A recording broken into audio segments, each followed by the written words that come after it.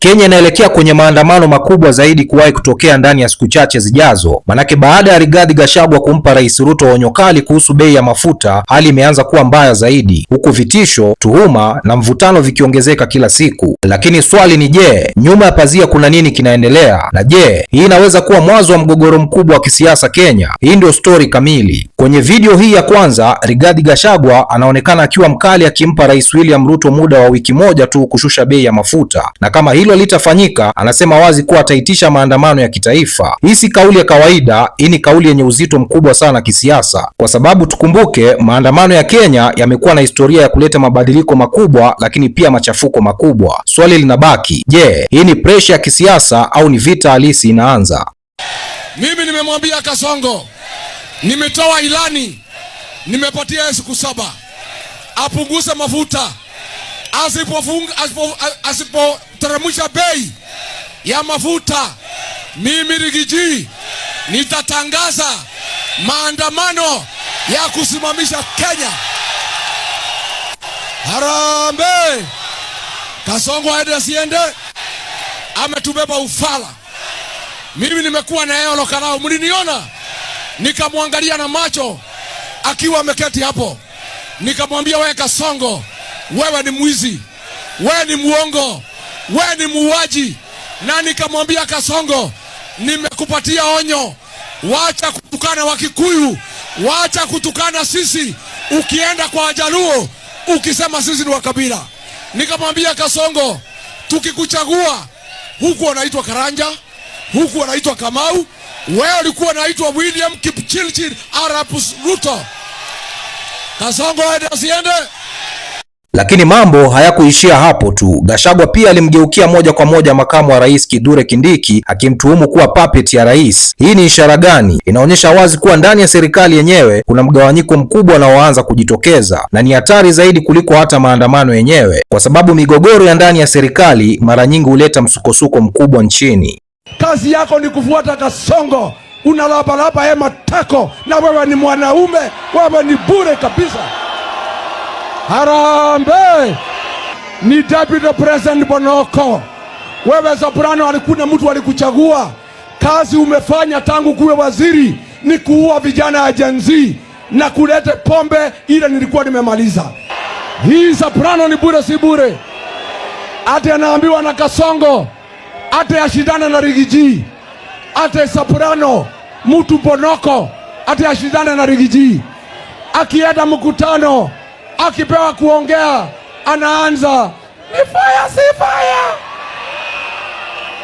ni noma si noma, ni Soprano si Soprano. Hii Soprano ni bure si bure? Soprano ni bure si bure? Aende asiende? Ya mwisho ndio nipatie viongozi. Tulipata shida.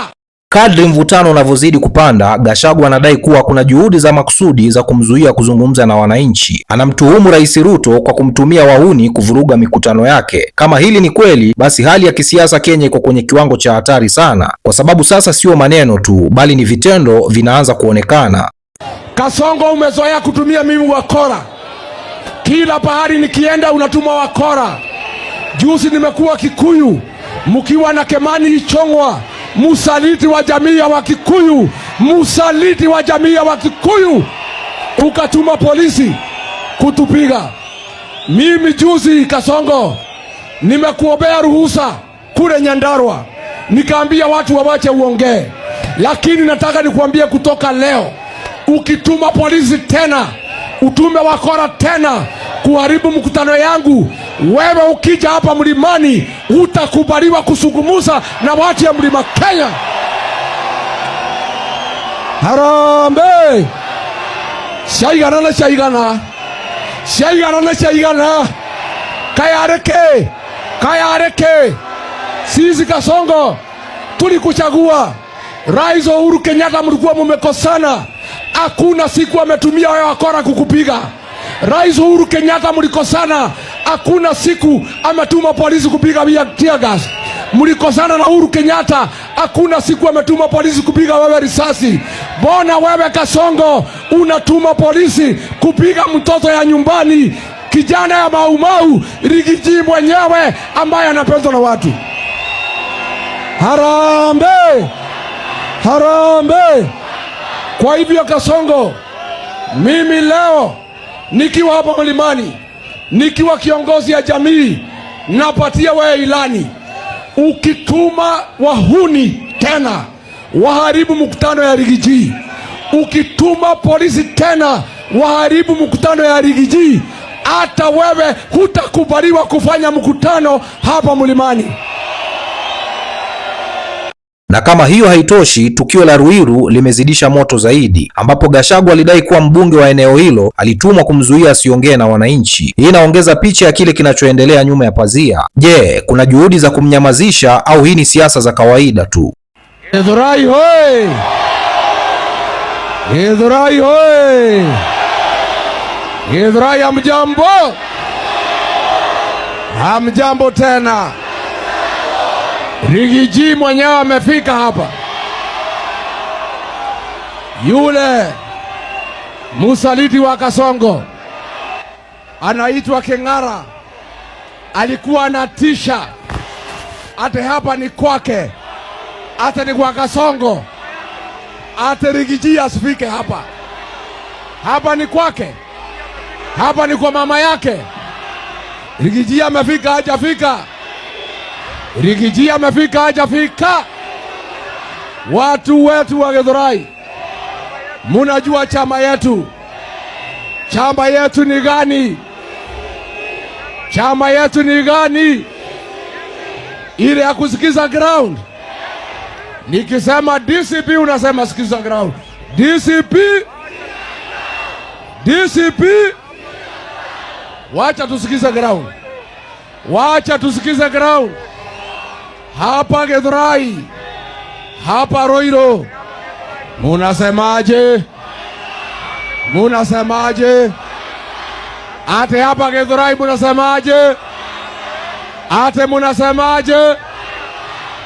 Ukiunganisha vipande vyote hivi, yani ultimatum ya wiki, tuhuma dhidi ya viongozi wa serikali, masuala ya wahuni ya kuzuia mikutano, unapata picha moja kubwa ya kwamba Kenya inaweza kuwa inaingia kwenye kipindi kigumu sana cha kisiasa, na kama hakuna suluhisho la haraka, maandamano yanaweza kuwa si tishio bali ukweli. Hapa 45, mimi najua mnaheshimu Kasongo, lakini 45 mnaheshimu Kasongo, lakini 45 mnaheshimu Kasongo. Hapa ni kwa baba yake, si hapa ni Ruiru. Rigiji amefika hajafika? Wewe Kasongo, hapana tuma wabunge kumtisha Rigiji. Rigiji ni kiongozi anapendwa na wananchi, na hao watu ya Ruiru ndio amemwambia Rigiji afike tuongee mambo ya bei ya mafuta. Si ndio? Si ndio? Sasa nataka kusikia kutoka kwako wewe mtazamaji wangu. Je, unadhani Rigathi Gachagua ana hoja ya msingi kuhusu bei ya mafuta, au hii ni siasa tu ya kuelekea vita kubwa ya madaraka? Na kama maandamano yataanza, unadhani Kenya iko tayari? Niachie maoni yako kwenye comment section. Bwana, mimi naitwa Rish Mizuka, sauti ya vijana wa Afrika Mashariki. Namba 1 ni mimi, namba 2 ni mimi, namba 3 ni mimi, 4 na 5 na waachia nyinyi hapo. Bwana, tukutane kwenye video ijayo.